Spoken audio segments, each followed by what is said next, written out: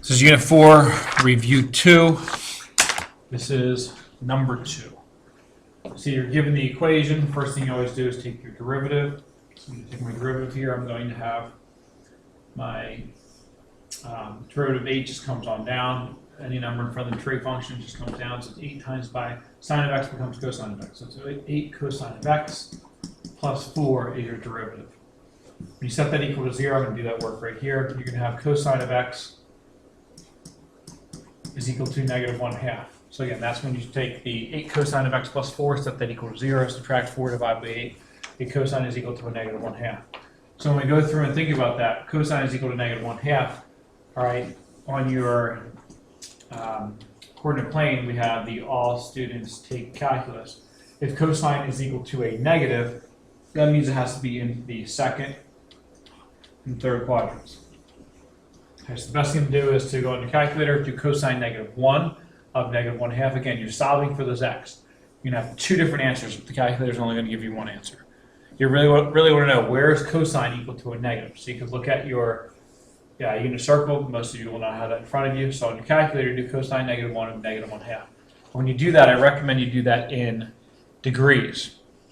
The reason why I say that is because then you can figure out exactly what the degree measure is. When you do that, it comes out to be 120 degrees. So this is 120 degrees over there. That means my reference angle here is 60. Of course, this is 180. So 180 plus is 60. Again, that's 60. Means this is going to be 240. So your 2 answers here, the 2 critical values are going to be 120 degrees and 240 degrees. But again, we don't want to deal with this in degrees. We really want to be in radians. So on the calculator, you went to your degrees. If I just review, go to your mode, convert to degrees, do cosine negative 1 of negative 1/2. You get 120. That means the reference angle there is 60. So you add 60 to the 180, you get 240. So your 2 answers are 120 and 240. And I want to convert those. So 120 degrees, I'm going to multiply by pi over 180. And then do the same thing with the 240. And when you do that and you reduce those fractions, you get your 2 critical values here to be 2 pi over 3 and 4 pi over 3. So they are my critical values that I'm going to be using for my number line when I'm trying to decide where it is increasing, where it is decreasing. All right, so you notice here it says it's from 0 to 2 pi in the beginning. It gave us the bounds to start and an end boundary. Okay, so I'm going to pick a number to the left of 2 pi over 3, but above 0. All right, so when you go through and do that, again, this is 2/3. You can think about pi over 2. There's a whole bunch of different numbers you can plug into the derivative. Again, you plug into the derivative.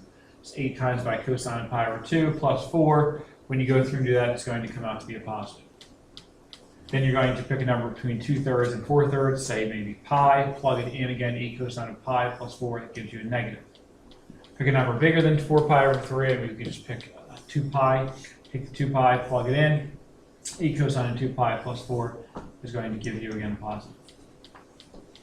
All right, so when you do that, that means it is going to be increasing, decreasing, increasing. So if I fill that in, it's increasing from 0 to 2 pi over 3. And then it's going to be increasing again from 4 pi over 3 to 2 pi. And it's decreasing in the middle, 2 pi over 3, 4 pi over 3. All right, the extreme values, that is the mins and maxes. Again, I will wait and do that after I find my second derivative. So second derivative here, I go through a derivative 8 cosine is going to give me a negative 8 sine of x. The plus 4 goes away. So I'm really taking that negative 8 sine of x, setting that equal to 0. And when you do so, you divide by 8, you get sine of x is equal to, you divide by negative 8, and you get sine of x is equal to 0 still. So you're just going to get critical values of 0, pi, and 2 pi. All right, so if sine of x here is equal to that 0, you should all be able to recognize there's your graph of sine. It's going to happen once, twice, 3 times, 0 pi and 2 pi. So I draw out my number lines as we've always done, and we have our numbers are at 0, pi, and 2 pi. Now you recognize that the 2 of the critical values, 0 and 2 pi, are actually right here are boundary lines. Okay, so what we really care about are the ones between 0 and pi and between pi and 2 pi. So you could do like 1/2 pi and 1.5 pi. Take those again, plug it into your second derivative to determine whether it is going to be concave up or concave down. it is going to be concave down at the beginning because you get a minus, you get a negative, and then it's a positive in the second part, so that means it'll be concave up there. So if we put that in, that means concave up from pi to 2 pi, and concave down from 0 to pi. So points of inflection, we will have 3 of them here, one each for 0, pi, and 2 pi. So at this point, once you figure out your increasing and decreasing using your derivative, and once you find your concave up and concave down using your second derivative, now you go back to the original. All right, so now at this point, we're trying to graph this. All right, so I'm actually going to make this a little bit better. So we're going to put it over here, and this is all going to fall into the first quadrant when we graph this. So I'm going to take 0, pi, 2 pi, plug that into the original.